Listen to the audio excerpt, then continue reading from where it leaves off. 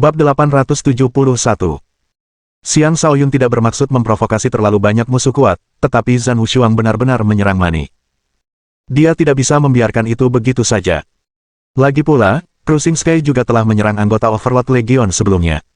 Dengan dendam lama dan baru yang bertambah, dia tidak bisa lagi tinggal diam. Namun, tepat ketika dia hendak bergerak, petir-petir itu benar-benar mulai menghujani Zhan Wushuang. Seharusnya orang tahu bahwa terobosan seekor binatang iblis tidak dapat diganggu. Dan Zhan Wushuang telah melakukan hal itu. Dengan demikian, kesengsaraan surgawi telah memasukkannya sebagai target bersama dengan Mani.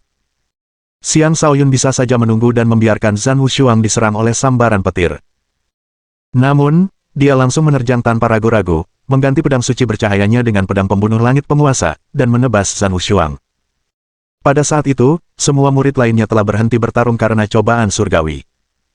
Ketika mereka melihat Xiang Shaoyun terjun tepat ke tengah hujan petir, mata mereka membelalak kaget. Itu adalah cobaan sekeras kilat bagi seorang kaisar. Hanya sedikit dari mereka yang berani menghadapi cobaan setingkat ini secara langsung. Xiang Shaoyun sebenarnya berani menantang Zhan Wushuang, apakah dia mencari kematian, kata Yu Ziang sambil mencibir setelah menjauh dari Ouyang Chuanqi. Ouyang Chuanqi mengerutkan kening dan khawatir tentang Xiang Shaoyun. Dia sudah tidak berminat untuk melanjutkan pertarungan. Di sisi lain, Lei Bao tertawa terbahak-bahak, hahaha, kakak Shaoyun, itu benar-benar otoriter. Mulai sekarang, kau adalah temanku. Lei Bao sudah lama menganggap Zhan Wushuang menyebalkan. Pertarungan sebelumnya dengan Zhan Wushuang terhenti sebelum pemenang ditentukan, tetapi dia masih merasakan ada jurang pemisah antara dirinya dan Zhan Wushuang. Ketika dia melihat Xiang Shaoyun berani menantang Zhan Wushuang, pendapatnya tentang Xiang Shaoyun meningkat. Adapun Bai Li Yixiao, dia menyarungkan pedangnya dan menatap Xiang Shaoyun dengan ekspresi geli, seolah-olah dia menunggu untuk melihat seberapa istimewa jenius dengan fisik kelas atas ini. Zhan Wushuang menyerang Mani karena dia benar-benar marah. Dia bahkan tidak peduli dengan cobaan petir, dan bisa dikatakan bahwa kesombongannya benar-benar telah mencapai tingkat yang luar biasa. Dengan sepasang tinju emasnya, dia meninju petir-petir di sekitarnya hingga terpisah. Petir-petir itu tidak mampu melukainya. Dia segera merasakan kedatangan Xiang Shaoyun, dan tatapan mengejek terlintas di matanya yang angkuh saat dia berkata, bahkan badut sepertimu mencoba menginjak-injakku. Kau terlalu percaya diri. Penakluk serigala. Menghadapi hujan energi pedang petir yang dilepaskan oleh Xiang Shaoyun, Zhan Wushuang meninju, meluncurkan seekor serigala ke depan. Pukulan itu sangat dahsyat, seketika meledakkan banyak sambaran petir hingga lenyap. Ini adalah pukulan Zhan Wushuang, pukulan yang mengandung niat bertarung dan niat tinju yang sangat kuat. Niat bertarungnya tak tertandingi, dan niat tinjunya pun tak ada duanya. Zhan Wushuang selalu percaya bahwa kedua hal itu adalah semua yang dia butuhkan untuk mencapai puncak kekuatan. Mengandalkan semangatnya yang pantang menyerah dan tinjunya yang gagah berani, dia menempuh jalannya sendiri menuju kekuatan absolut. Pukulan itu menghancurkan serangan petir Xiang Shaoyun hingga lenyap dan membuatnya terlempar jauh. Pada saat itulah Xiang Shaoyun sepenuhnya memahami maksud Ouyang Chuanqi ketika dia mengatakan bahwa dia bahkan tidak akan mampu bertahan dari 5 pukulan Zhan Wushuang. Xiang Shaoyun akhirnya percaya bahwa Zhan Wushuang memang sekuat itu. Tidak heran jika Ouyang Chuanqi pun harus mundur menghadapi Zhan Wushuang. Namun, semakin kuat Zhan Wushuang, semakin membara pula semangat juang Xiang Shaoyun. Pada saat ini, karakter petarungnya dari kehidupan masa lalunya bangkit kembali. Aura dominan yang akan semakin kuat seiring dengan semakin kuatnya lawannya menyelimuti seluruh tubuhnya saat ia meraung kegirangan, pukulan yang bagus. Penguasa ini akan bertarung secara adil denganmu. Setelah mengatakan itu, dia justru menyimpan armor suci bercahayanya, berniat untuk bertarung secara adil. Di mata orang lain, ini adalah tindakan bunuh diri. Apakah Xiang Shaoyun sudah gila? Xiao Xie mengutuk. Dia pernah bertarung melawan Xiang Shaoyun. Meskipun Xiang Shaoyun telah berkembang pesat, dia tidak percaya bahwa Xiang Shaoyun cukup kuat untuk melawan Zhan Wushuang. Setidaknya, dia harus terlebih dahulu mencapai alam kenaikan naga tingkat ke-9. Benar-benar ingin bunuh diri, Long Xi mencibir. Han Chenfei mulai khawatir. Dia bergegas menghampiri Ouyang Chuanqi dan berkata, Saudara Ouyang, mari kita bekerja sama dan membantu penguasa. Ouyang Chuanqi menggelengkan kepalanya dan berkata sambil tersenyum, kita tidak bisa menghentikan ini, dan kita juga tidak perlu mencoba. Bagaimanapun juga, penguasa tertinggi mungkin tidak akan kalah. Penguasa itu masih 2 tingkat lebih rendah. Terlalu berbahaya baginya untuk menantang Zhan Wushuang, kata Han Chenfei dengan cemas. Itu adalah pilihannya. Kita hanya perlu mengamati, jawab Ouyang Chuanqi. Pada saat itu, Xiang Shaoyun melancarkan serangan lain ke arah Zhan Wushuang. Pedang Overlord Sky Slaying Saber miliknya terbang dan menebas Zhan Wushuang. Teknik pedang pembunuh langit 9 penguasa, posisi keempat, penghancuran total. Xiang Shaoyun telah mendapatkan kembali pengalaman bertarung dari kehidupan sebelumnya ketika teknik pedang pembunuh langit 9 penguasa adalah teknik andalannya. Dengan demikian, teknik tersebut kini terasa jauh lebih alami baginya. Dia menggunakan jurus keempat untuk pertama kalinya. Banyak petir menyambar, bekerja sama dengan kesengsaraan petir untuk menciptakan konsentrasi petir dahsyat yang menghujani Zhan Wushuang. Petir-petir itu dipenuhi dengan niat pedang dan tampaknya mampu melenyapkan semua makhluk hidup. Jika Xiang Shaoyun hanya mengandalkan bintang petir dan tulang petirnya, dia tidak akan mampu melawan Zhan Wushuang. Tetapi dengan bantuan kedalaman petir dan kesengsaraan petir, ceritanya menjadi sangat berbeda. Dengan Xiang Shaoyun yang sepenuhnya memperlihatkan daya hancur petir, siapa yang berani menghadapinya? Bahkan Zhan Wushuang mengerutkan kening melihat serangan yang datang. Dia bisa merasakan bahaya, dan tanpa ragu-ragu, dia meninju. Penghancur surga. Intensi tinjunya telah mencapai tahap akhir kedua, membuat pukulannya sangat kuat, seolah-olah dia akan menghancurkan bahkan kubah biru langit sekalipun. Siapa yang bisa menghentikan tinjunya? Bahkan amukan petir pun tak mampu. Gemuruh. Gemuruh. Kedua serangan itu bertabrakan, menciptakan gelombang kejut yang mengerikan. Badai petir berlanjut, mengirimkan kilat tanpa henti. Seolah-olah malapetaka telah menimpa dunia, dan siapapun yang menghadapi malapetaka ini akan merasa takut. Para murid di sekitarnya mundur jauh, tidak berani mendekati medan pertempuran. Hanya sebagian kecil dari mereka yang berani terus mengamati pertempuran di dekatnya. Semua orang mengira Xiang Shaoyun akan langsung terbunuh, tetapi melihat banyaknya bentrokan antara energi pedang ungu dan energi tinju emas, mereka menyadari bahwa Xiang Shaoyun tidak selemah yang mereka kira. Sebaliknya, dia cukup kuat untuk menandingi Zhan Wushuang. Hal itu membuat mereka semua tercengang. Pertarungan yang mengerikan. Kukira Xiang Shaoyun menguasai 9 kekuatan. Bagaimana dia bisa melawan Zhan Wushuang hanya dengan 1 bintang? Karena Xiang Shaoyun tidak takut dengan cobaan petir, jelas dia juga memiliki fisik petir bawaan. Namun demikian, itu masih belum cukup untuk menahan serangan Zhan Wushuang. Apakah dia menjadi lebih kuat dengan bantuan cobaan petir? Aku percaya begitu. Tanpa bantuan cobaan petir, aku khawatir Xiang Shaoyun tidak akan mampu menandingi Zhan Wushuang. Teruslah mengamati. Aku punya firasat bahwa Xiang Shaoyun menyimpan lebih banyak hal daripada yang kita duga. Bab 872. Han Chenfei, yang selama ini mengkhawatirkan Xiang Shaoyun, membelalakan matanya karena terkejut melihat apa yang terjadi. Mulutnya ternganga lebar, ekspresi ketidakpercayaan terpampang di wajahnya. Meskipun ia yakin Xiang Shaoyun akan menjadi individu teratas dalam daftar naga Phoenix di masa depan, ia tidak pernah menyangka bahwa Xiang Shaoyun sudah berada di level tersebut. Kehebatan bertarung yang ditunjukkan Xiang Shaoyun terasa tidak nyata baginya. Selain dia, Ouyang Chuanqi, Yu Ziyang, Xiao Xie, Long Xi, dan yang lainnya juga diliputi keterkejutan. Mereka semua adalah elit di antara para elit dengan potensi tak terbatas. Tetapi jika mereka jujur, mereka pasti tidak bisa melawan Zhan Wushuang karena level kultivasi mereka 2 tingkat lebih rendah darinya, dan itulah yang dilakukan Xiang Shaoyun. Tak satu pun dari mereka memiliki kepercayaan diri untuk menghadapi Zhan Wushuang tanpa tingkat kultivasi yang sama. Selain itu, Xiang Shaoyun 10 tahun lebih muda dari Zhan Wushuang. Jika dia diberi waktu 10 tahun lagi untuk berkultivasi, apa yang akan terjadi? Mereka bahkan tidak berani membayangkan betapa kuatnya dia nantinya.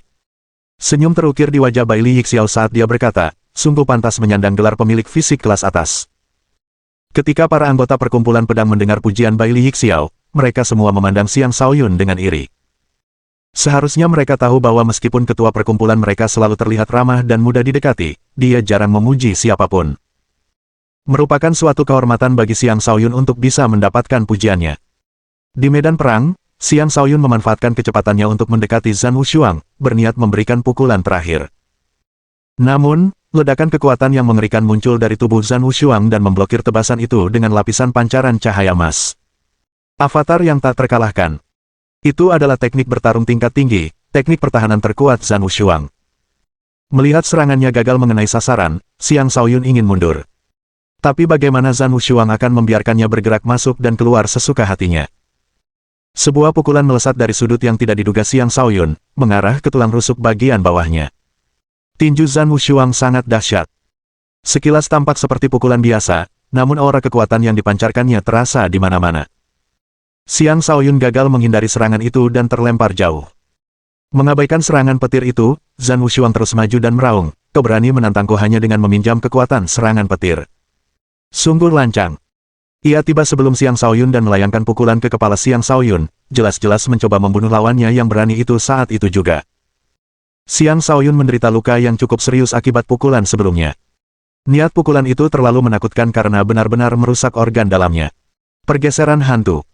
Saat pukulan kedua datang, Xiang Shaoyun tanpa ragu menggunakan teknik rahasia yang telah dipelajarinya dari Aula Suci, langsung menghindar dari serangan itu. Hal itu mengejutkan Zhan Wushuang, dan Xiang Shaoyun kemudian langsung muncul di sisinya, pedangnya kembali menebas.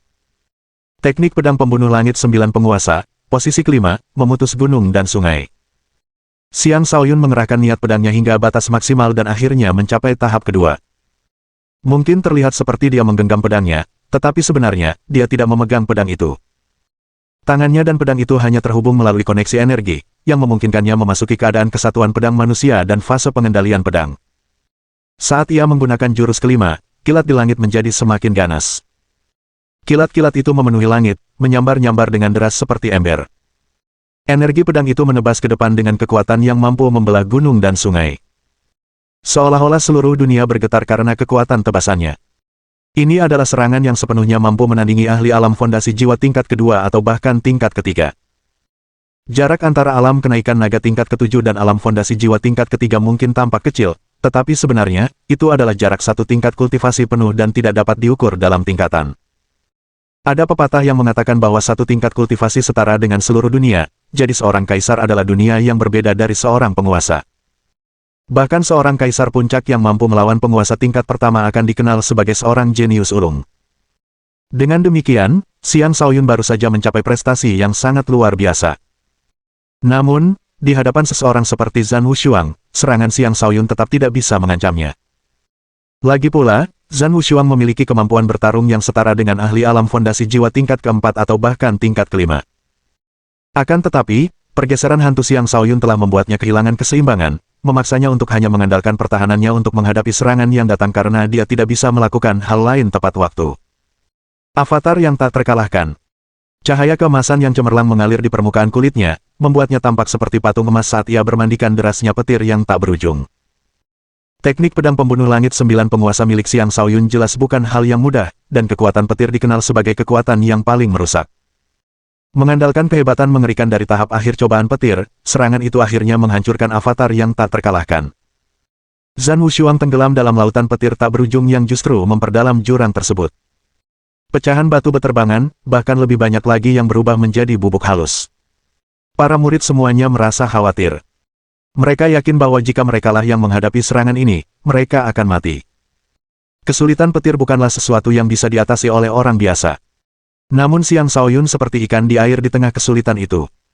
Terlebih lagi, dia bahkan bisa meminjam kekuatan kesulitan itu untuk menyerang Zhan Wushuang. Ini terlalu menakutkan.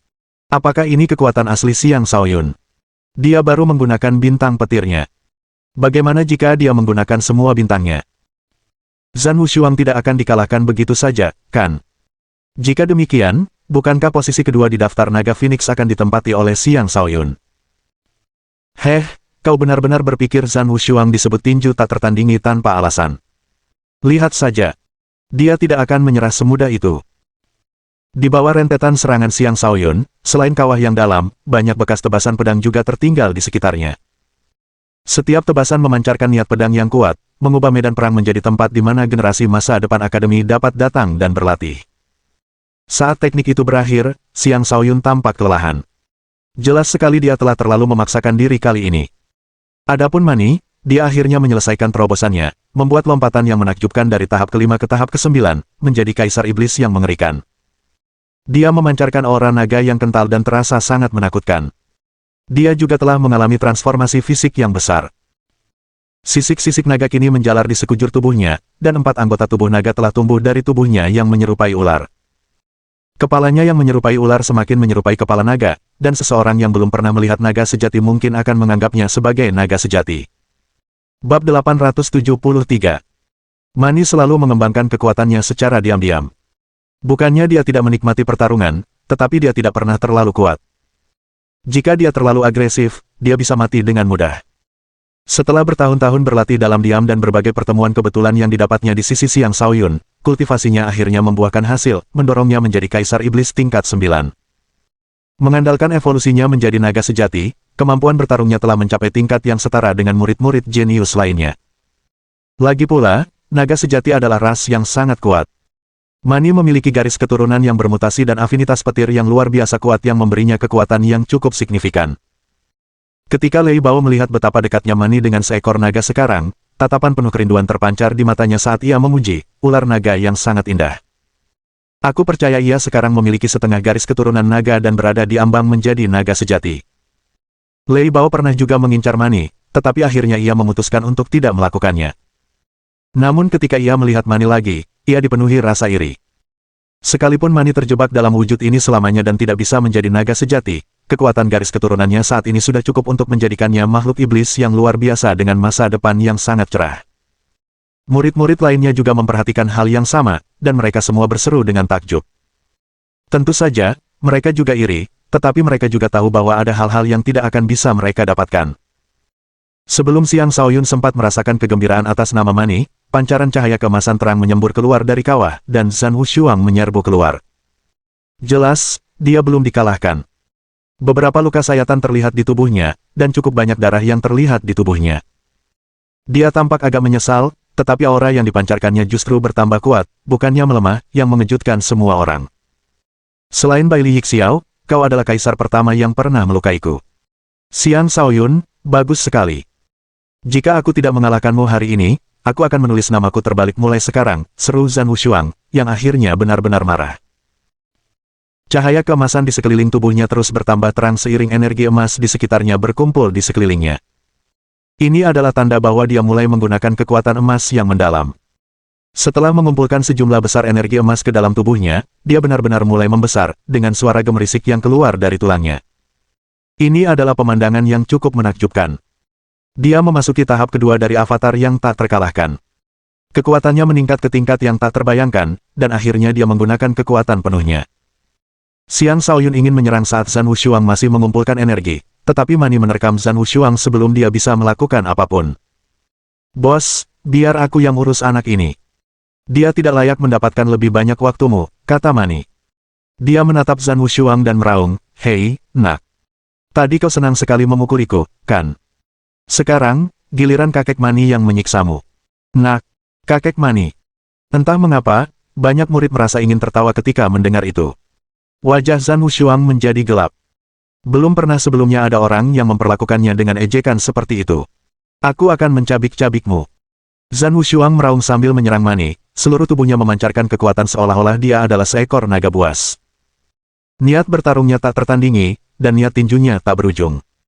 Dia meninju, dan seolah-olah pelangi emas tak berujung terbentang di hadapannya. Serangan itu langsung mengenai Mani, tetapi alih-alih menghindar, Mani mencakar energi tinju itu dengan cakar peraknya. Bang! Cakar perak itu juga menyimpan kekuatan yang tak terbatas. Pukulan itu berhasil dihentikan, tetapi Mani tetap terlempar, yang tidak mengejutkan. Meskipun begitu, dia telah memblokir pukulan Zhan Wushuang secara langsung. Prestasi itu saja sudah sangat mengejutkan. Nak, itu sakit.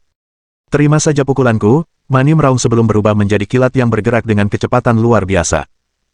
Membentuk kepalan tangan dengan cakarnya, dia melancarkannya ke arah Zhan Wushuang. Seketika itu juga, ratusan kilat menyambar dari langit dan bergabung dengan energi kepalan tangan. Dengan tatapan jijik, Zhan Wushuang menjawab, bahkan jika kau adalah naga sejati, aku akan membunuh seekor naga hari ini. Maka, keduanya terlibat dalam pertempuran jarak dekat. Suara gemuruh terdengar tanpa henti. Banyak gelombang kejut menyebar, menimbulkan kehancuran di seluruh area. Pertempuran ini sebenarnya bahkan lebih intens daripada pertempuran yang melibatkan Xiang Shaoyun sebelumnya. Mani tampaknya baik-baik saja. Ia terlihat bergantian antara melayangkan pukulan dan mengibaskan ekornya. Ia juga terus-menerus mengeluarkan raungan naga yang menakutkan, seolah-olah seekor naga sungguhan sedang bertarung melawan Zhan Wushuang. Niat bertarung Zhan Wushuang sepenuhnya terprovokasi. Niat tinjunya yang tak tertandingi melonjak, tinjunya tampak mampu membelah langit sekalipun. Dia mirip dengan Dewa Iblis kuno, angkuh dan menakutkan, layak menjadi salah satu murid terkuat di daftar Naga Phoenix. Seharusnya orang tahu bahwa dia telah melalui pertempuran berulang kali, namun dia masih mampu menunjukkan kehebatan seperti itu. Pertunjukan itu saja sudah cukup untuk membuat banyak murid merasa malu. Bahkan Xiang Shaoyun menyesal dalam hati, aku tidak akan mampu mengalahkannya, berapapun energi yang kugunakan. Aku hanya akan mampu menandinginya jika kami berada pada tingkat kultivasi yang sama. Pada saat itu, aku akan mampu mengalahkannya jika aku menggunakan kabut 9 warna. Ini adalah lawan yang patut dihormati. Siapa sangka bahwa Mani yang baru saja mencapai tingkat kekuatan tertinggi ternyata cukup kuat untuk melawan Zhan Wushuang. Setiap kali ia terlempar jauh oleh Zhan Wushuang, ia akan kembali dan terus bertarung tanpa henti. Bahkan, ia telah melakukannya lebih dari selusin kali, seolah-olah ia adalah seekor kecoa yang sangat tangguh. Dari situ, dapat dilihat bahwa meskipun Zhan Wushuang masih lebih kuat dari Mani, dia belum cukup kuat untuk sepenuhnya mengalahkan Mani. Mengandalkan kecepatannya, Mani melancarkan banyak serangan ke Zhan Wushuang. Dihujani rentetan serangan petir yang tak berkesudahan, avatar tak terkalahkan milik Zhan Wushuang tampaknya tidak akan bertahan lama lagi. Jika ini terus berlanjut, dia akan menderita kekalahan karena kelelahan. Zhan Wushuang bukanlah lawan yang mudah dikalahkan. Dia adalah seorang tiran dengan tekad bertempur yang tak tergoyahkan dan kemampuan bertempur yang tak tertandingi. Dia tidak akan membiarkan hal seperti itu terjadi. Sekali lagi, dia mendorong dirinya hingga batas kemampuannya, mencoba melepaskan serangan terakhir yang dapat menghabisi lawannya. Saatnya mengakhiri ini, cacing kecil, Zhan Wushuang meraung sambil mengepalkan tinjunya sebelum melepaskan serangan terkuatnya, pukulan penghancur langit tak tertandingi. Itu adalah serangan yang tampaknya mampu menyebabkan langit runtuh, serangan yang hanya sedikit orang yang mampu menghentikannya. Tampaknya bahkan Mani akan hancur berkeping-keping meskipun tubuhnya kuat. Semua orang menahan napas dalam ketegangan, menunggu hasil akhirnya. Dan pada saat itulah Xiang Shaoyun tiba-tiba bergerak. Bab 874. Zhan Wushuang menggunakan serangan terkuatnya, dan sepertinya Mani tidak mungkin bisa menghindarinya. Namun, Xiang Shaoyun mengejutkan semua orang dan menerima serangan itu atas nama Mani. Ia mengaktifkan kabut 9 warnanya sementara pedang di tangannya menghilang. Ia melesat ke depan seperti embusan angin dan mengacungkan tangan kosongnya dengan rambutnya yang berkibar-kibar, tampak seperti dewa iblis yang turun ke dunia. Ia tampak gagah berani dan riang, matanya menyala-nyala, dan niat tinjunya sangat kuat. Ia bersinar dengan pancaran yang cemerlang, menyebabkan semua bintang di langit bergetar, menciptakan fenomena yang mengejutkan. Tinju penghancur kosmos Dao. Xiang Shaoyun telah mengumpulkan kekuatannya selama beberapa waktu. Ia sudah lama berniat untuk berduel langsung dengan Zhan Wushuang, menguji kekuatan kabut 9 warnanya. Banyak murid yang tercengang karena mereka tidak menyangka Xiang Shaoyun memiliki keberanian untuk benar-benar menghadapi Zhan Wushuang dengan begitu tegas. Tetapi ketika mereka melihat kabut 9 warna itu, mata mereka melebar karena tak percaya. Energi dengan 9 warna sudah pasti merupakan hasil penggabungan 9 kekuatan. Tidak ada energi lain yang diketahui memiliki 9 warna. Pukulan penghancur langit tak tertandingi milik Zhan Wushuang dan tinju penghancur Dao Kosmos milik Xiang Shaoyun adalah teknik tinju yang sangat langka dan ampuh. Dua kepalan tangan beradu, dan ledakan dahsyat pun terjadi. Para murid di sekitarnya terpaksa terus mundur. Bahkan yang lebih kuat yang sebelumnya berada relatif dekat pun tidak lagi berani tinggal, termasuk Bai Li Yixiao. Dalam hati, Bai Li Yixiao memuji, teknik tinju yang luar biasa. Tidak diketahui apakah dia memuji Zhan Wushuang atau Xiang Shaoyun atau keduanya. Gemuruh. Gemuruh. Benturan kedua kepalan tangan itu ibarat benturan puluhan gunung. Banyak batu besar berjatuhan sementara gelombang kejut demi gelombang kejut menyebar. Bahkan dari jauh, para murid masih merasakan sakit yang tajam di wajah mereka akibat dampak yang menyebar. Setelah menimbulkan kekacauan untuk beberapa saat, energi dari kedua kepalan tangan itu akhirnya menghilang, memperlihatkan dua sosok yang sama-sama terlempar jauh. Tidak diketahui siapa di antara mereka yang menang. Baiklah, Xiang Shaoyun, dan tungganganmu juga. Aku, Zhan Wushuang, akan mengingat kalian berdua. Setelah memasuki alam fondasi jiwa, aku akan menghancurkan kalian semua, raungan Zhan Wushuang dengan nada enggan sebelum menyerbu ke arah orang-orang dari langit penghancur. Kemudian dia pergi bersama mereka. Aku menantikan pertempuran kita selanjutnya, jawab Xiang Shaoyun. Sedangkan Mani, ia memperlihatkan taringnya dan mengacungkan cakarnya sambil berkata, "Nak, jangan sampai aku melihatmu lagi. Aku akan menghajarmu setiap kali aku melihatmu." Mata para murid yang berjumlah banyak itu hampir melotot karena terkejut ketika mendengar kata-kata Mani. Mereka semua berpikir, mungkin hanya orang yang begitu berani yang akan berbicara seperti itu kepada Zhan Wushuang. Saat Zhan Wushuang pergi bersama anak buahnya, Xiang Shaoyun terbatuk-batuk mengeluarkan seteguk darah. Bekas kepalan tangan yang dalam terlihat di dadanya, dan tampaknya cukup dalam hingga menyentuh tulangnya. Bahkan, seolah-olah kepalan tangan itu benar-benar menembus tubuhnya. Namun pada saat yang sama, Zhan Wushuang yang berada di kejauhan juga terbatuk mengeluarkan seteguk darah. Dia tidak lagi mampu menahan gejolak darah di tubuhnya. "Ketua," teriak para anggota Cruising Sky dengan cemas. "Aku baik-baik saja." "Ayo pergi," jawab Zhan Wushuang lemah sambil mereka pergi dengan kecepatan yang lebih tinggi. Dalam hatinya, ia berpikir, benarkah ada kekuatan yang begitu mendominasi di dunia ini? Apakah mengembangkan 9 kekuatan benar-benar jalan menuju kekuasaan yang sesungguhnya? Perlu diketahui bahwa Xiang Shaoyun berada 2 tingkat di bawahnya, namun keduanya seimbang dalam pertarungan langsung. Bahkan, Zhan Wushuang sebenarnya terluka. Karena itu, dia tidak punya pilihan selain lebih memprioritaskan kabut 9 warna yang digunakan Xiang Shaoyun. Mengenai luka-lukanya, tidak ada yang mengasihaninya. Sebaliknya, mereka dipenuhi kekaguman terhadapnya. Seorang yang luar biasa yang mampu bertarung seimbang melawan Zhan Wushuang jelas termasuk dalam 3 murid teratas akademi dalam hal kekuatan. Saat tubuh Xiang Shaoyun mulai terhuyung, Mani bergegas mendekat dan menopangnya. Pada saat yang sama, orang-orang dari Overlord Legion juga dengan cepat datang dan berjaga di sekelilingnya, melindunginya dari serangan mendadak. Begitu saja, pertempuran menakjubkan yang layak diabadikan dalam catatan sejarah ini telah berakhir. Tapi aku penasaran siapa pemenang sebenarnya. Tidak dapat disangkal bahwa kekuatan tinju Zhan Wushuang tak tertandingi. Lagi pula, dia telah bertarung melawan Xiang Shaoyun setelah beberapa pertempuran sengit. Dia jelas memiliki kekuatan yang lebih besar. Xiang Shaoyun kalah dalam tingkat kultivasi. Jika diberi waktu 2 tahun lagi, mungkin dia bisa mengejar ketertinggalan. Xiang Shaoyun telah menggabungkan 9 kekuatan. Begitu berita ini tersebar, banyak organisasi kuno di wilayah kekuasaan akan memperhatikannya. Mungkin dia benar-benar dapat menciptakan jalur kultivasi terkuat. Saya sangat menantikan masa depan. Baiklah, cukup bicara. Kita harus pergi. Suatu hari nanti, aku juga akan menyusul mereka. Baili Yixiao, Lei Bao, Yu Ziyang, Xiao Xie, dan yang lainnya pergi satu persatu. Mereka semua tahu bahwa peringkat di daftar Naga Phoenix akan dirombak, dan mereka perlu memanfaatkan bulan-bulan terakhir di medan pertempuran untuk mengumpulkan lebih banyak poin agar bisa mendapatkan hadiah yang lebih baik dari akademi. Masa depan semakin menarik, gumam Baili Yixiao sambil tersenyum. Di antara banyak murid, dialah yang paling tenang. Ia tampak menjauhkan diri dari segala urusan duniawi, tetapi sebenarnya, ia sangat merindukan kemunculan lebih banyak orang aneh. Hanya dengan begitu ia akan merasa tidak terlalu kesepian di jalan kultivasi. Di sisi lain, Yu Ziyang bereaksi berbeda. Dengan mengepalkan tinjunya erat-erat, dia menyatakan, aku akan memasuki alam fondasi jiwa sebelum mereka semua. Hanya dengan begitu aku akan berada di depan mereka. Adapun Xiao Xie, dia sekarang adalah kultivator alam kenaikan naga tingkat 8. Tunggangannya, Kilin Hitam, adalah pembantu yang sangat kuat baginya. Ketika keduanya bekerja sama, mereka bahkan bisa melawan kultivator alam kenaikan naga tingkat 9. Namun, menyaksikan pertarungan antara Xiang Shaoyun dan Zhan Wushuang sangat memengaruhinya, membuatnya bersumpah untuk meningkatkan kecepatan kultivasinya. Lagi pula, kebangkitan Xiang Shaoyun terlalu mendadak, memberikan perasaan tertekan kepada semua orang. Mereka tidak ingin benar-benar dilampaui. Saat Xiang Shaoyun pertama kali bergabung dengan akademi, meskipun ia memiliki fisik yang luar biasa, ia masih seorang raja kecil sementara mereka semua adalah kaisar. Dalam beberapa tahun singkat, ia berhasil menyamai mereka. Itu jelas bukan perasaan yang menyenangkan.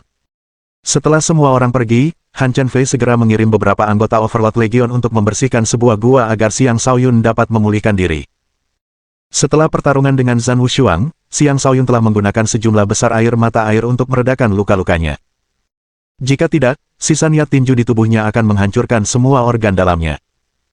Setelah memasuki gua, dia segera mengaktifkan kekuatan kayu yang mendalam, menyebabkan sejumlah besar energi kayu berkumpul padanya.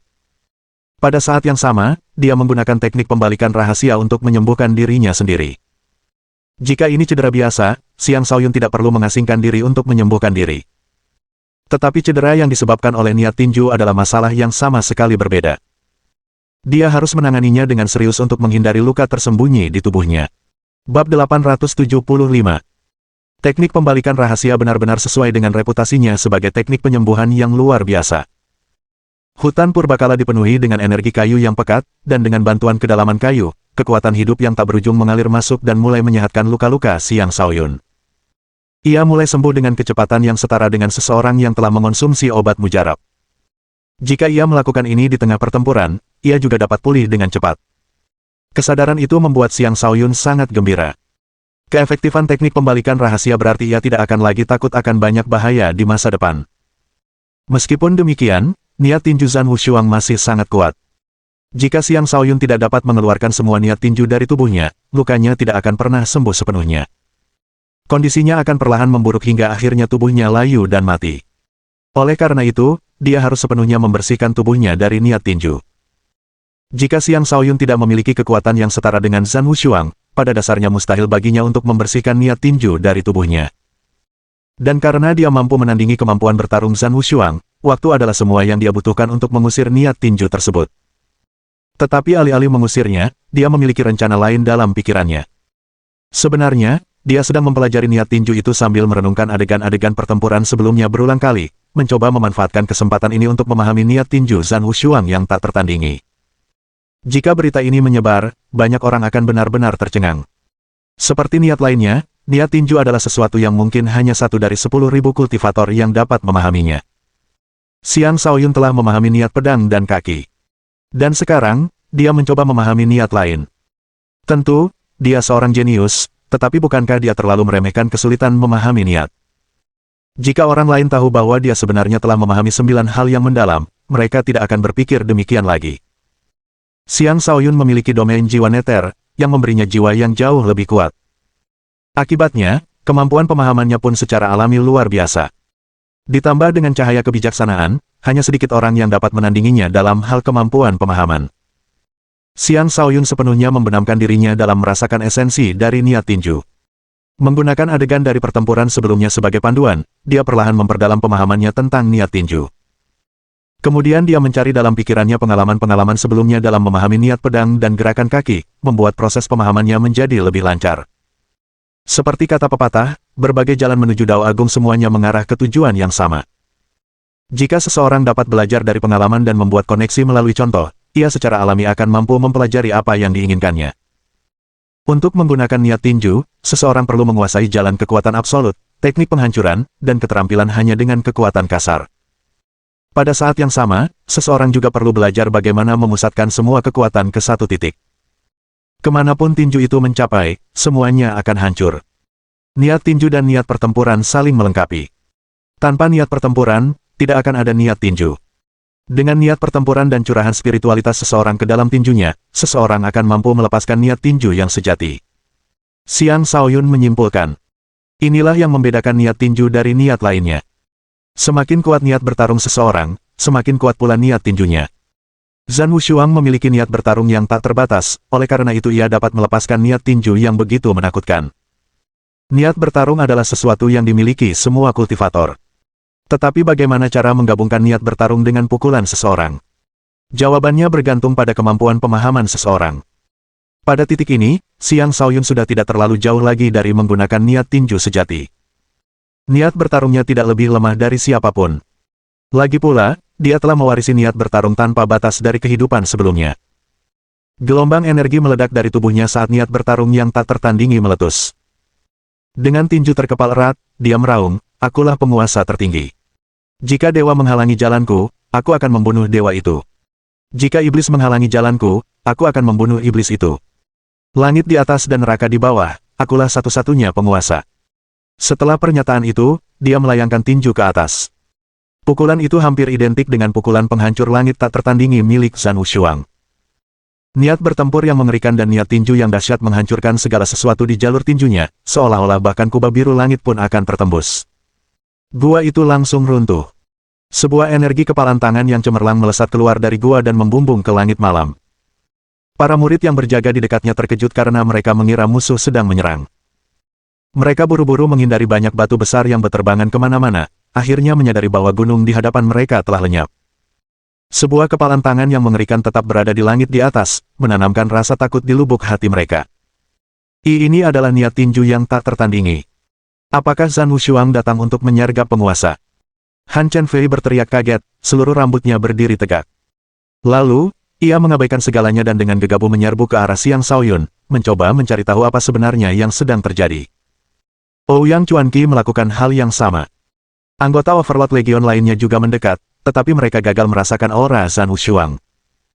Namun, niat tinju itu jelas terasa, dan karena itu, mereka semua merasa tidak nyaman.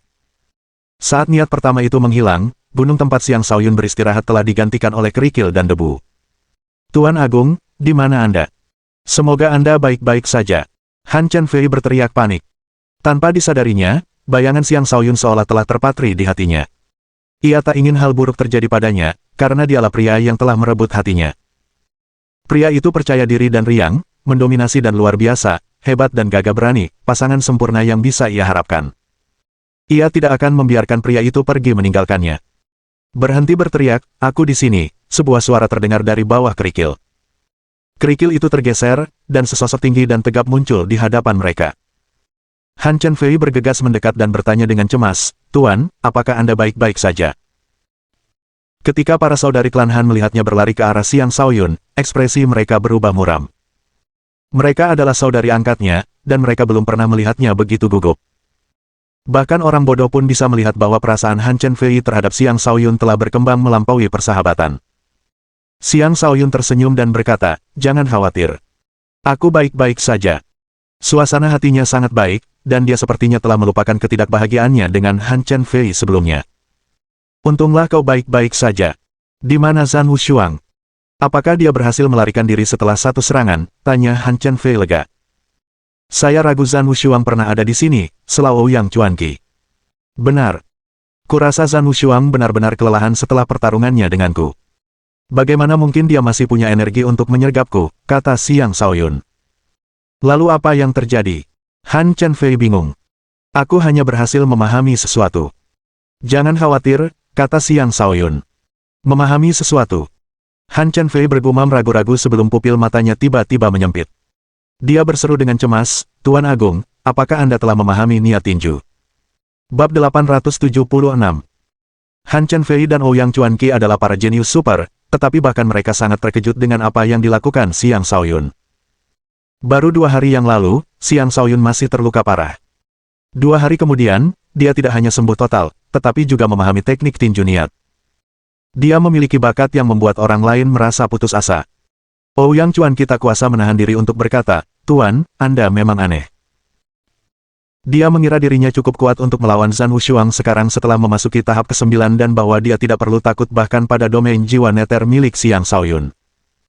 Namun sekarang, Xiang Shaoyun sudah bisa bertarung seimbang dengan Zhan Wushuang, meskipun dengan beberapa kesulitan, dan itu memberikan pukulan besar pada kepercayaan dirinya. Ouyang Chuanqi selalu bangga dengan bakatnya yang luar biasa dalam kultivasi, dan dia yakin dirinya tidak kalah berbakat dari siapapun. Namun sekarang, dia mau tak mau mengakui bahwa Xiang Shaoyun bahkan lebih berbakat. Adapun Han Chen Fei, tatapannya menjadi membara saat memandang Xiang Shaoyun. Jika tidak ada orang lain di sini, dia mungkin akan melompat ke pelukan Xiang Shaoyun dan menyatakan cintanya. Ini adalah pria yang harus kupegang erat-erat, putuskan Han Chen Fei dalam hati. Xiang Shaoyun tidak menyadari apa yang dipikirkan Han Chen Fei, dan dia tidak ingin memikirkannya. Dia berkata kepada anggota pasukan penguasa, dalam waktu yang tersisa, fokuslah pada perburuan tanaman iblis dan berusahalah untuk meraih peringkat yang lebih tinggi. Ya, Overlord, jawab semua orang serempak. Bagus. Semua yang terluka, berkumpullah. Aku akan memberikan pengobatan untuk mempercepat pemulihan kalian, kata Xiang Shaoyun. Tuanku, Anda baru saja pulih dari cedera, jadi Anda sebaiknya jangan terlalu memaksakan diri, Han Chen Fei menasihati agar tidak melakukannya. Xiang Shaoyun melambaikan tangannya. Aku baik-baik saja. Semuanya, berkumpul. Banyak anggota Overlord Legion mengetahui bahwa Xiang Shaoyun menguasai teknik pembalikan rahasia, tetapi hanya sedikit dari mereka yang menyadari bahwa dia dapat menggunakan teknik tersebut untuk menyembuhkan banyak orang. Karena itu, banyak yang memandangnya dengan ragu, bertanya-tanya bagaimana dia berencana untuk menyembuhkan mereka semua. Mereka bertanya-tanya apakah dia akan memberi mereka air mata air penyembuhan. Ketika Xiang Shaoyun menggunakan teknik pembalikan rahasia, semua orang tercengang. Mereka tidak pernah membayangkan bahwa Xiang Shaoyun benar-benar memiliki trik seperti itu. Energi kehidupan yang melimpah menyelimuti mereka, memberi mereka rasa tenang dan nyaman. Tenangkan diri dan fokuslah untuk menyerap semua energi ini agar sembuh, perintah Xiang Shaoyun.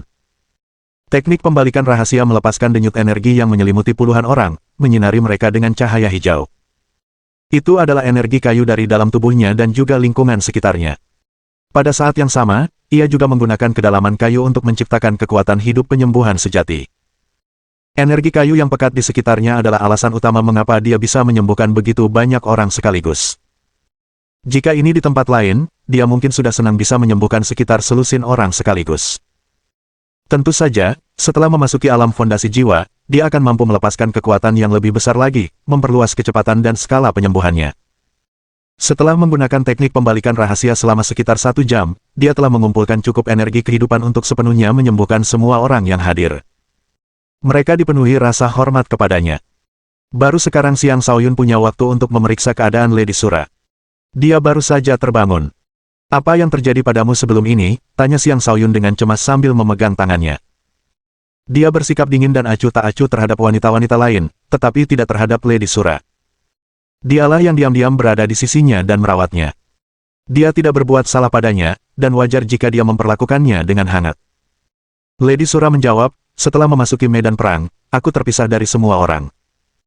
Aku berlari menghindari orang-orang matahari berapi untuk sementara waktu dan akhirnya bertemu beberapa orang dari Legiun.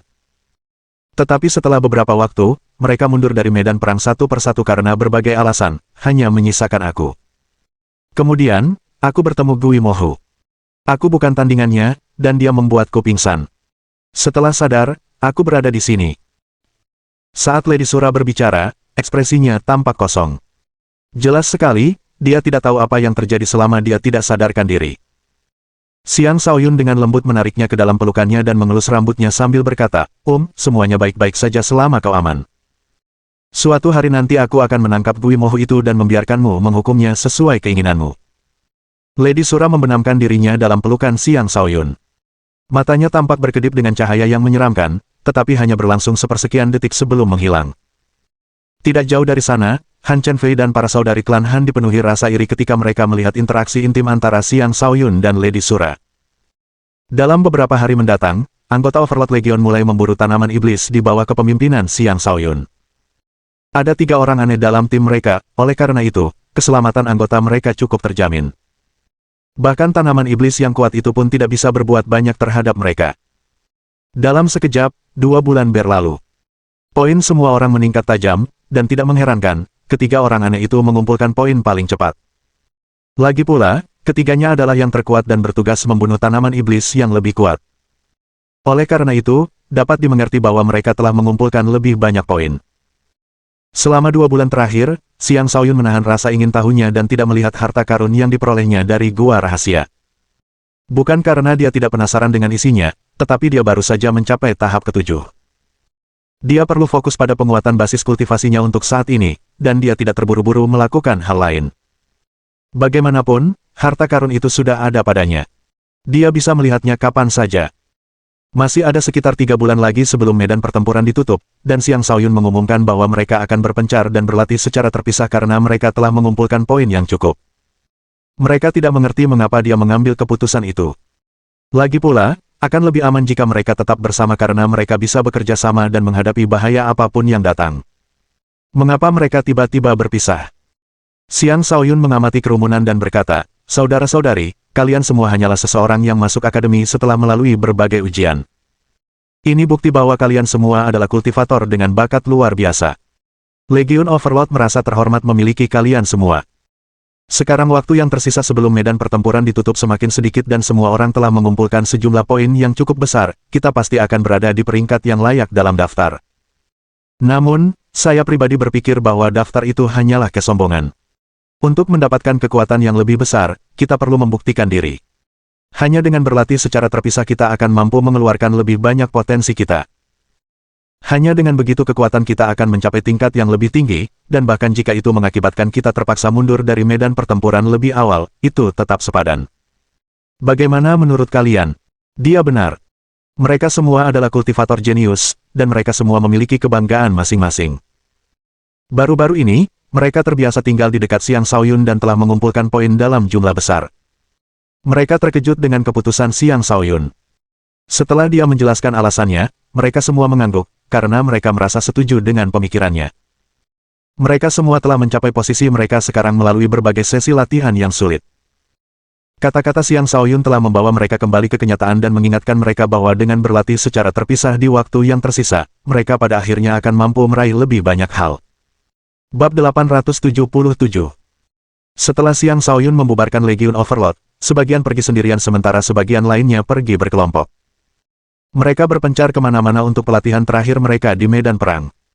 Jika ada di antara mereka yang dapat menemukan salah satu prasasti tersebut selama periode yang tersisa ini, itu akan dianggap sebagai keberuntungan mereka sendiri. Han Chenfei ingin berlatih bersama Xiang Shaoyun, tetapi ketika dia melihat bahwa Xiang Shaoyun hanya mengizinkan Lady Sura untuk tetap berada di sisinya, dia tahu bahwa hal itu tidak mungkin terjadi. Han Chenfei bukanlah tipe orang yang suka mengganggu orang lain tanpa henti. Karena itu, dia bergabung dengan para saudari klan Han dan pergi ke arah yang tidak terduga. Setelah semua orang pergi, Xiang Shaoyun tidak terburu-buru untuk pergi bersama Lady Sura. Sebaliknya, dia tetap tinggal dan memberikan seuntai aura naga kepada Lady Sura agar dia dapat meningkatkan kekuatannya lebih lanjut. Sebelumnya di Gua Rahasia, dia telah menyerap sejumlah besar aura naga untuk mencapai tahap ke-7. Setelah itu, dia berhenti menyerap lebih banyak dan malah mengekstrak 6 untaian lalu menyimpannya. Untaian yang dia berikan kepada Lady Sura adalah salah satunya. Untaian aura naga ini sangat kuat. Aura ini sangat bermanfaat bagi Lady Sura, yang baru merupakan kultivator alam kenaikan naga tingkat 4, aura ini cukup untuk membantunya langsung maju ke tingkat berikutnya. Ia tentu saja tidak menahan diri dan menyerap untaian aura naga. Ia sendiri juga memiliki aura pertempuran Sura yang dapat memurnikan energi ganas yang terkandung dalam aura naga. Namun, kecepatan pemurniannya agak lambat. Dengan Xiang Shaoyun dan Mani yang secara pribadi menjaganya, ia tidak perlu khawatir akan gangguan. Mani, kita harus berlatih tanding saat ada waktu, kata Xiang Shaoyun sambil menatap Mani, yang saat ini berada dalam wujud manusianya. Wujud manusia Mani masih sama, seorang pemuda tegap dan tampan yang mengenakan baju zirah perak, yang membuatnya tampak gagah berani. Dia menjawab, tidak masalah, bos. Tapi kau tidak bisa mengalahkanku dengan kabut 9 warna itu. Aku tidak akan mampu menahannya. Kupikir kau sangat tangguh. Kenapa kau takut akan hal itu? Goda Xiang Shaoyun sambil tersenyum. Ya, aku memang tangguh, tapi tidak cukup tangguh untuk menahan gempuran kabut 9 warna. Itu adalah energi pamungkas yang terbentuk dari gabungan 9 energi, kata Mani dengan ekspresi ketakutan. Energi tertinggi. Menarik, kata Xiang Shaoyun. Memang selalu seperti itu. Selama pembentukan dunia, sebelum kehidupan tercipta, energi ini sudah ada, keluh Mani. Oh, sepertinya kau tahu banyak. Ceritakan lebih banyak kepada atasanmu, kata Xiang Shaoyun dengan heran. Mani menggaruk kepalanya dan tertawa hambar, sebenarnya, hanya itu yang kutahu. Setelah aku meningkatkan garis keturunanku, aku telah membangkitkan beberapa fragmen ingatan dari garis keturunanku. Mungkin aku akan belajar lebih banyak setelah memperkuat garis keturunanku lebih jauh. Apakah kamu membutuhkan lebih banyak energi naga sejati? Sebenarnya, aku adalah keturunan naga petir dan ular bertanduk surgawi. Garis keturunan ular bertanduk surgawi tidak jauh lebih lemah daripada garis keturunan naga.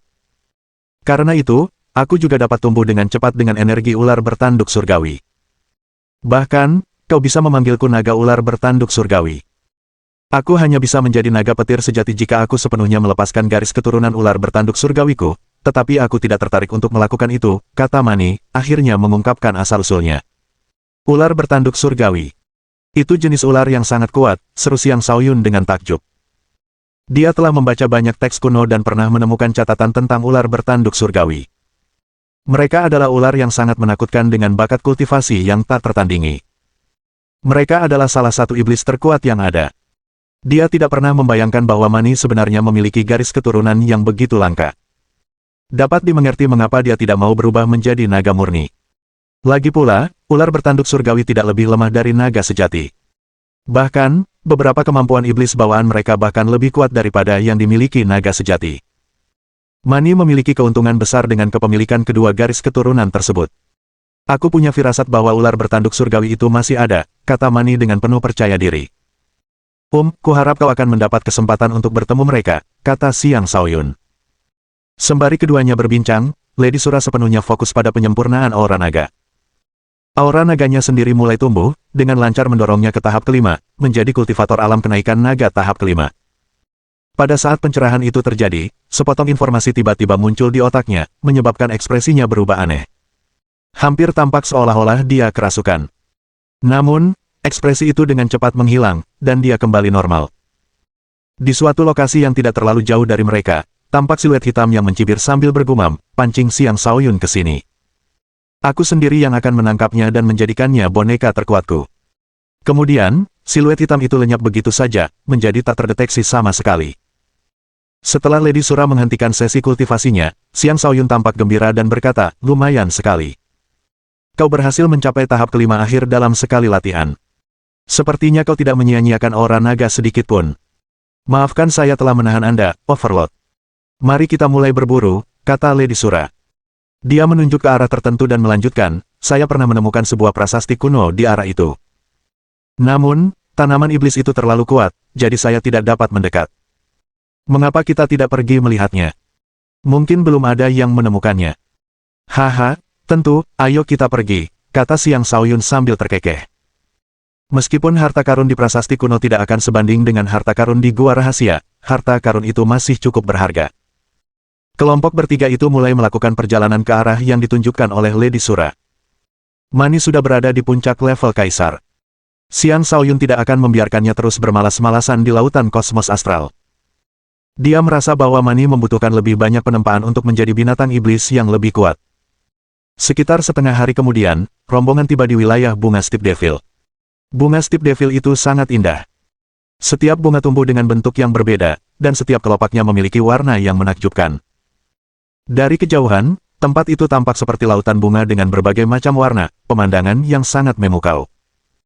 Jika seseorang tidak menyadari bahwa ini sebenarnya adalah tanaman jahat, ia pasti akan terpesona untuk memasuki wilayah tersebut sebelum dimangsa oleh bunga-bunga itu. Prasasti kuno itu berada di dasar lautan bunga, kata Lady Sura. Di sini banyak sekali bunga iblis. Menyingkirkannya tidak akan mudah, tetapi tidak akan terlalu sulit bagi kita, kata Xiang Shaoyun. Dia melepaskan api Yun dan meluncurkan beberapa telapak tangan berapi yang membakar ladang bunga. Namun, bunga-bunga Steep Devil tidak sesederhana kelihatannya. Secara kolektif, bunga-bunga itu mulai melepaskan kabut beracun yang menahan api dan mencegah api menyebar. Kalian hanyalah beberapa tanaman, jadi kalian tidak punya kesempatan. Matilah saja, kata Xiang Shaoyun sambil menggunakan kekuatan api yang dahsyat, menyebabkan apinya berkobar lebih hebat lagi. Setelah membakar bunga-bunga itu, ia menciptakan angin kencang yang menyebabkan api menyebar lebih jauh. Tepat pada saat itu, Raja Bunga Iblis Curam yang menakutkan muncul dari tengah-tengah bunga. Ia memancarkan energi aneh yang melawan api. Bab 878. Raja Bunga Iblis Curam adalah Raja Bunga yang telah mencapai tingkat penguasa. Meskipun belum sepenuhnya setara dengan pohon mati abadi dan tanaman merambat iblis darah, ia tetap tidak bisa diremehkan. Di tengah lautan bunga, tempat itu berdenyut dengan energi berkabut samar yang menghentikan penyebaran api. Aroma tertentu juga mulai menyebar darinya, sesuatu yang mampu melumpuhkan mangsanya untuk kemudian dibantai. Baik Xiang Shaoyun maupun Lady Sura menahan napas, tetapi Lady Sura tetap pingsan. Uang, hadapi Raja Bunga itu, kata Xiang Shaoyun. Mani memiliki fisik petir bawaan.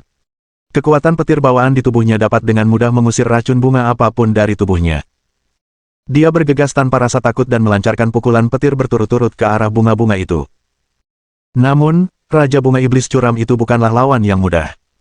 Kelopaknya mulai bergelombang saat ia mengeluarkan semburan energi, memblokir serangan Mani. Wow, sekuntum bunga kecil bermimpi menghentikan kakek Mani. Matilah kalian semua, teriak Mani sambil mulai menghujani bunga-bunga itu dengan sejumlah besar sambaran petir. Sementara itu, Xiang Shaoyun mundur bersama Lady Sura agar dia tidak menghirup lebih banyak racun. Energinya menyelimutinya, melindunginya dari bahaya lebih lanjut. Mari kita lihat di mana prasasti kuno itu berada, gumam Xiang Shaoyun sambil menyebarkan indera domain jiwa neternya lebih dalam ke hamparan bunga. Benar saja, dia merasakan adanya sebuah prasasti kuno jauh di dalam hamparan bunga. Dia sangat gembira atas penemuan itu. Aku ingin tahu harta karun apa yang ada di prasasti ini. Semoga isinya bagus, kata Xiang Shaoyun. Tiba-tiba, alarm berbunyi di kepala Xiang Shaoyun. Tanpa pikir panjang, dia menghindar ke samping. Pada saat yang sama, sebuah cakar tajam merobek tempat dia berada sebelumnya. Serangan mendadak itu sebenarnya adalah serangan diam-diam yang sangat mengesankan. Jika bukan karena Xiang Shaoyun baru-baru ini menjadi lebih kuat, serangan itu pasti akan berhasil.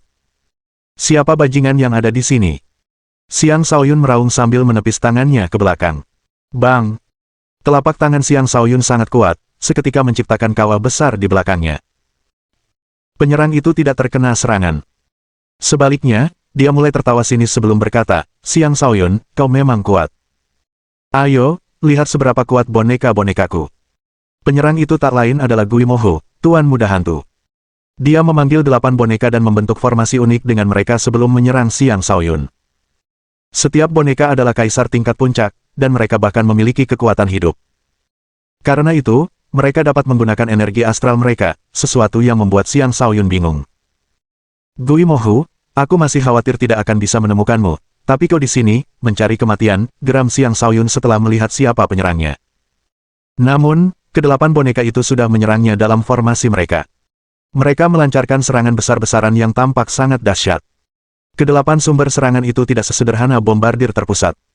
Sebaliknya, semuanya datang dari berbagai sudut, sepenuhnya menutup setiap jalan keluar atau serangan balik yang mungkin dimiliki Xiang Shaoyun. Salah satu boneka bahkan mengincar Lady Sura. Xiang Shaoyun tidak menyangka Gui Mohu akan bertarung dengan cara seperti ini. Dia bingung dan bertanya-tanya dendam macam apa yang Gui Mohu miliki terhadapnya, tetapi karena dia perlu fokus menghadapi 8 boneka itu, kebingungannya tidak lagi penting. Pergi sana. Xiang Shaoyun meraung saat niat bertarungnya melonjak. Dia mengaktifkan niat tinju yang mengerikan dan meninju 8 kali dengan tinjunya, mengincar setiap boneka. Gemuruh. Gemuruh. Tinju miliknya menghantam serangan mereka sebelum melemparkan boneka-boneka itu jauh. Pada saat ini, Gui Mohu diam-diam melancarkan serangan lain ke arah Xiang Shaoyun dari arah yang berbeda. 8 cakar kalpa. Seketika itu, Xiang Shaoyun dikelilingi oleh banyak cakar. Setiap cakar tampak dikelilingi oleh hantu-hantu yang berputar-putar, terlihat sangat menyeramkan, dan seolah mampu membuat jantung seseorang berdebar kencang. Ini adalah teknik unik Gui Mohu. Dengan membuat jantung lawannya berdebar kencang, dia bisa membunuh lawannya saat mereka lengah. Itu adalah teknik yang sangat efektif. Xiang Shaoyun memiliki tekad yang kuat, sehingga hatinya tidak akan mudah goyah. Ia bereaksi dengan melayangkan pukulan sederhana, menghancurkan semua cakar itu. Kemudian ia menatap Gui Mohu, berniat untuk memukulnya hingga mati. Namun, Gui Mohu juga sangat lincah. Dia bergerak cepat, meninggalkan banyak bayangan di sekitar Xiang Shaoyun. Tubuh aslinya tidak lagi dapat dibedakan dari bayangannya, dan lebih banyak serangan cakar dilancarkan ke arah Xiang Shaoyun. Gui Mohu adalah kultivator alam kenaikan naga tingkat 8. Dia memiliki kekuatan tempur yang mengesankan, dan karena Xiang Shaoyun terhambat oleh kehadiran Lady Sura di pelukannya, dia terpaksa memfokuskan seluruh perhatiannya untuk menghadapi Gui Mohu dan 8 boneka tersebut. Adapun Mani, dia memang merasakan apa yang terjadi di sisi Xiang Shaoyun, tetapi dia tidak bisa langsung membantu karena Raja Bunga Iblis itu adalah lawan yang sulit. Kelopak bunga memenuhi udara, terus-menerus menempel di tubuh Mani dan menyebabkan ketidaknyamanan yang luar biasa.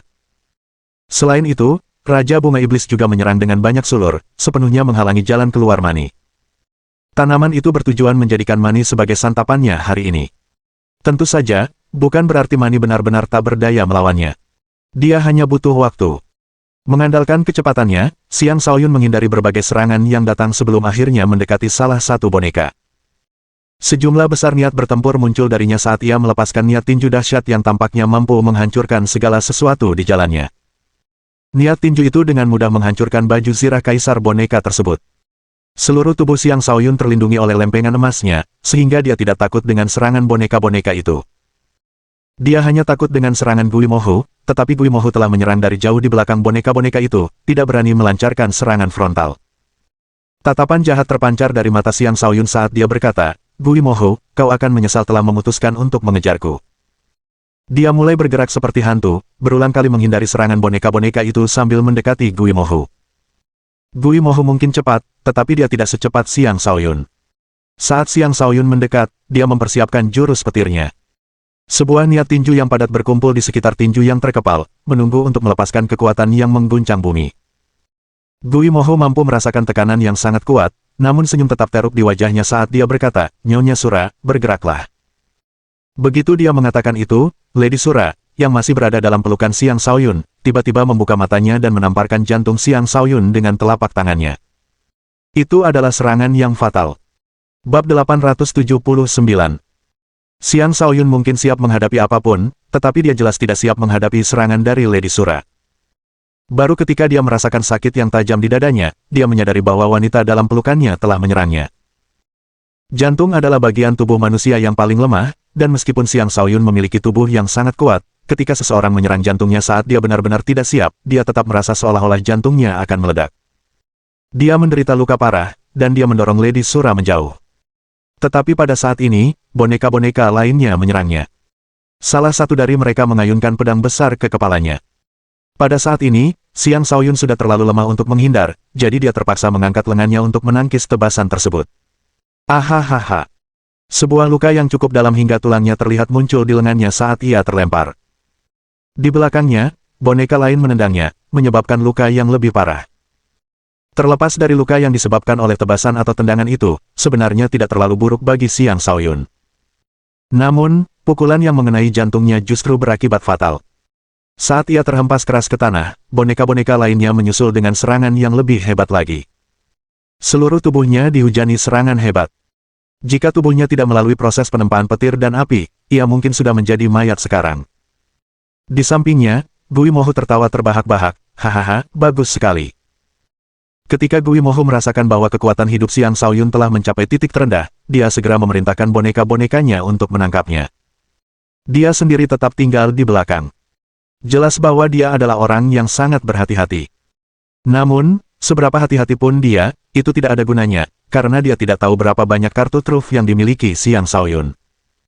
Bahkan, setelah berhasil mengendalikan Lady Sura, dia belum mampu mengumpulkan terlalu banyak informasi darinya. Ketika dua boneka itu mendekat untuk menangkap Xiang Shaoyun mengandalkan pengalamannya selama bertahun-tahun hidup di ambang kematian dan melarutkan air mata air di lautan kosmos astralnya.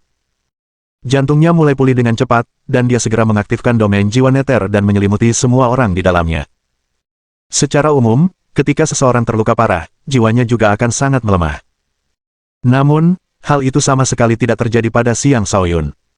Ia memiliki jiwa yang bersih dan perlindungan dari ikat kepala jiwa naga neter. Dengan demikian, jiwanya masih relatif baik, dan akibatnya, domain jiwa neternya masih berfungsi. Saat Gui Mohu dan boneka-bonekanya ditarik ke alam jiwa neter, ekspresi Gui Mohu berubah dengan cepat. Dia berteriak kaget, apa-apaan ini? Hancurkan! Dia mulai mencakar sekelilingnya dengan cakar bajanya, mencoba merobek jalan keluar. Sayangnya, kekuatannya sangat tertekan di wilayah tersebut. Dia tidak mampu menunjukkan kekuatan biasanya, bukan berarti itu penting, karena kecil kemungkinan dia bisa menghancurkan wilayah jiwa neter bahkan dengan kekuatan penuh. Ketika Xiang Shaoyun baru berada di tingkat ketiga alam kenaikan naga, jiwanya sudah setara dengan kultivator tingkat ketiga alam fondasi jiwa. Sekarang, setelah berada di tingkat ketujuh, jiwanya juga telah menguat secara signifikan. Sekarang, jiwanya tidak lebih lemah dari jiwa kultivator tingkat kelima alam fondasi jiwa. Demikian pula, domain jiwa neternya juga berada pada tingkat kekuatan yang sama. Gui Mohu pada dasarnya sedang bermimpi jika dia berpikir bisa keluar dari alam tersebut. Banyak rantai melesat keluar, membelenggu Gui Mohu, Lady Sura, dan boneka-boneka itu. Bajingan, apa yang terjadi di sini? Jauhkan dirimu dariku. Gui Mohu meraung panik. Sayangnya, dia tidak punya cara untuk melepaskan diri dari belenggu itu. Dia sudah tidak punya harapan lagi untuk melarikan diri. Setelah menangkap mereka, Xiang Shaoyun tidak terburu-buru untuk menginterogasi mereka. Sebaliknya, dia menggunakan teknik pembalikan rahasia dan mengumpulkan sejumlah besar energi kehidupan untuk menyembuhkan jantungnya. Saat energi kehidupan mengalir ke jantungnya mulai stabil, dan dia tidak lagi dalam bahaya meninggal kapan saja. Lagi pula, Lady Sura telah mengerahkan banyak kekuatan di balik serangan itu. Jika bukan karena tubuhnya yang kuat, jantungnya pasti sudah hancur oleh serangan itu. Beruntung baginya bisa bertahan selama ini. Dengan kondisi jantungnya yang stabil, dia akhirnya bisa mengalihkan perhatiannya kepada Gui Mohu. Jiwanya muncul di hadapan Gui Mohu, dan dia bertanya dengan tatapan dingin di matanya, katakanlah. Mengapa kau menyerangku, dan bagaimana kau mengendalikan Lady Sura? Dia yakin Lady Sura tidak dengan sengaja mengkhianatinya. Itu pasti ada hubungannya dengan Gui Mohu. Itu cukup jelas dari fakta bahwa Gui Mohu mengendalikan boneka hidup. Lepaskan aku sekarang juga, atau aku bisa membunuhnya hanya dengan satu pikiran, ancam Gui Mohu. Tentu saja, kau bisa memilih untuk membunuhku. Tapi dia pasti akan mati juga. Hahaha. Dia merasa cukup puas dengan Lady Sura sebagai bonekanya. Kau benar-benar berpikir aku tidak akan membunuhmu, kata Xiang Shaoyun. Oh, aku tidak keberatan. Lagi pula aku tidak akan mati sendirian, jawab Gui Mohu dengan tegas. Sepertinya menanyaimu tidak ada gunanya. Baiklah, saatnya kau merasakan bagaimana rasanya menjadi boneka orang lain, kata Xiang Shaoyun. Dia tidak mau membuang waktu lagi dan mulai menggunakan kutukan jiwa naga neter pada Gui Mohu. Gui Mohu masih bingung ketika tiba-tiba ia merasakan kutukan kuno menyerang pikirannya. Akhirnya, ekspresinya berubah drastis saat ia berseru, kau juga tahu teknik manipulasi boneka. Mustahil. Aku ahli dalam hal ini, dan kau tidak akan bisa menyaingiku. Hancurkan. Guimoho memang mahir dalam manipulasi boneka, dan dia juga memiliki kekuatan jiwa yang lebih kuat daripada rekan-rekannya. Dia yakin Xiang Shaoyun sama sekali tidak memiliki peluang menggunakan teknik seperti itu terhadapnya.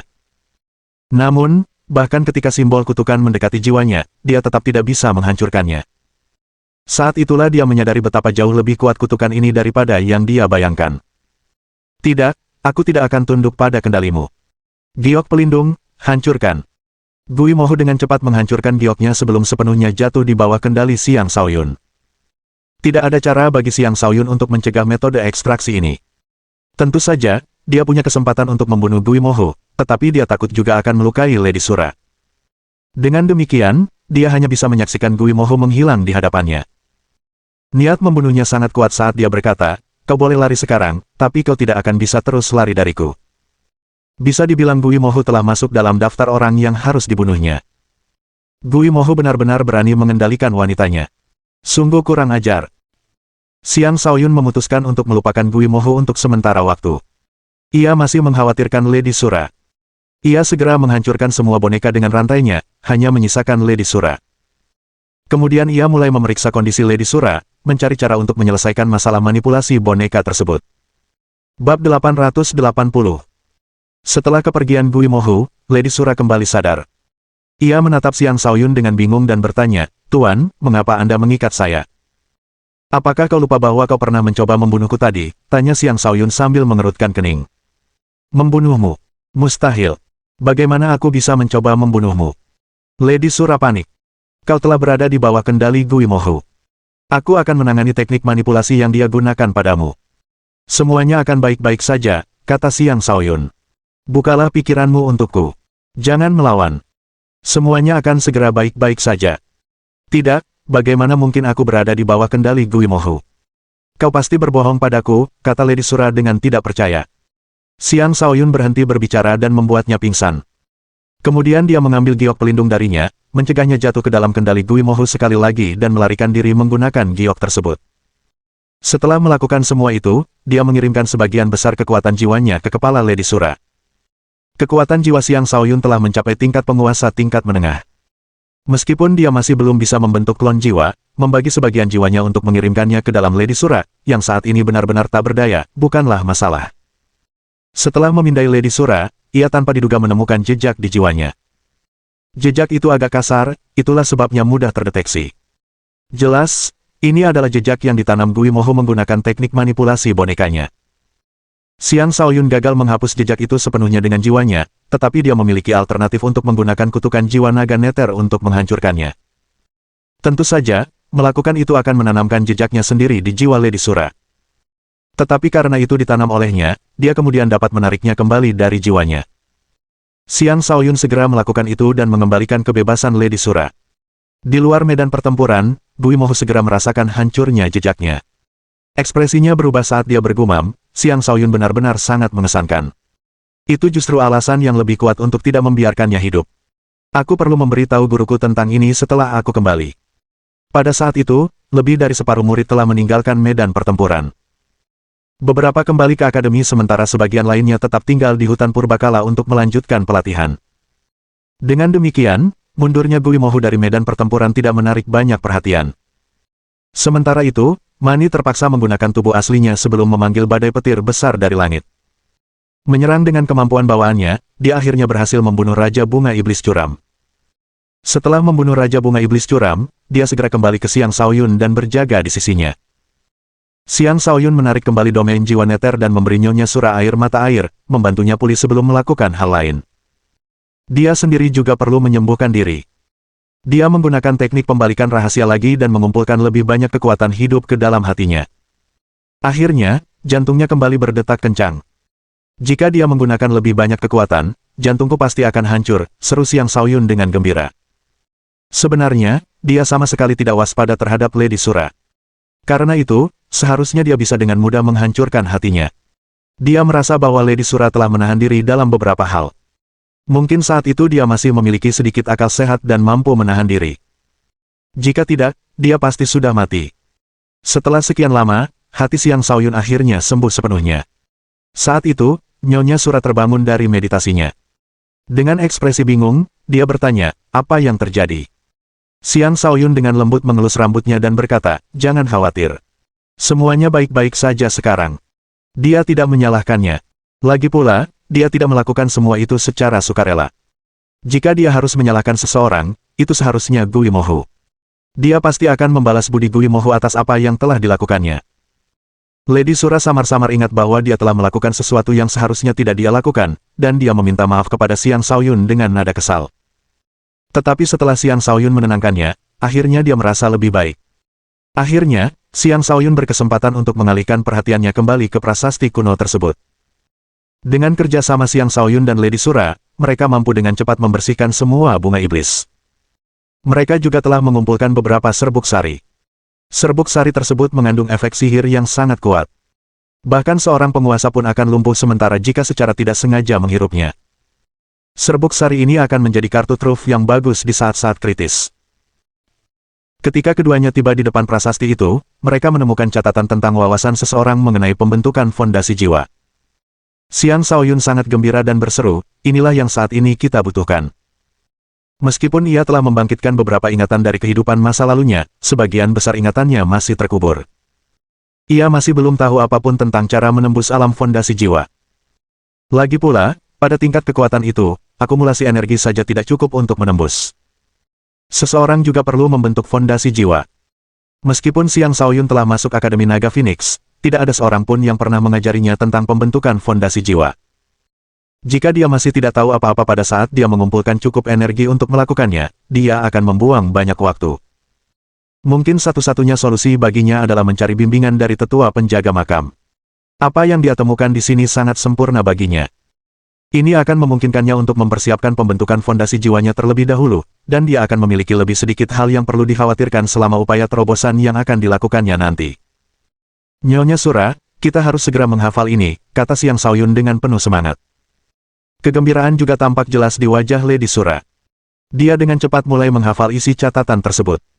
Alam fondasi jiwa juga dikenal sebagai alam penguasa. Setelah membentuk fondasi jiwa, seseorang akan membuka energi pertempuran baru. Untuk membentuk fondasi jiwa, seseorang perlu memenuhi beberapa syarat. Pertama, seseorang membutuhkan energi yang cukup terkumpul. Kedua, kekuatan jiwa seseorang juga harus memadai. Dan ketiga, seseorang membutuhkan material untuk pembentukan fondasi jiwa. Dengan menggabungkan energi astral, kekuatan jiwa, dan material, seseorang akan membentuk fondasi jiwa. Menurut catatan tersebut, seseorang perlu menghubungkan energi astral dengan kekuatan jiwa.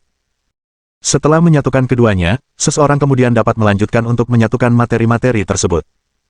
Dengan demikian, fondasi jiwa yang sempurna akan terbentuk.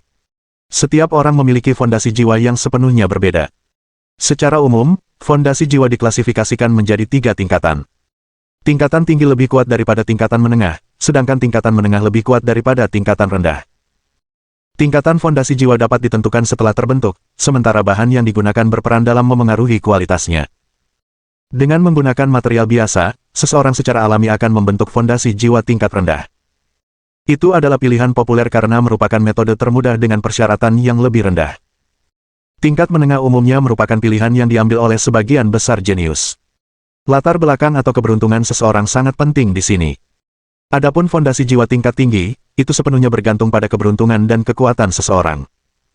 Lagi pula, material yang sangat langka diperlukan untuk membentuk fondasi jiwa seperti itu. Seseorang mungkin tidak dapat memperoleh salah satu material ini bahkan dengan latar belakang yang sangat baik. Mohon dukungan dari omom ante-ante sekalian, buat subscribe atau sharekan novel Mimin ke Facebook kalian, agar channel Mimin bisa terus berkembang. Dengan begitu, Mimin bisa lebih semangat untuk up novel seru lain ke depannya. Buat teman-teman yang sudah subscribe dan sharekan novel Mimin, Mimin ucapkan terima kasih sebanyak-banyaknya. Sekiranya teman-teman menghadapi masalah video diputar dalam bahasa Inggris, coba tukar kepada bahasa Indonesia original melalui cara ini. Semasa mendengarkan, pencet tombol setting di atas kanan video, pilih audio track dan tukar bahasa.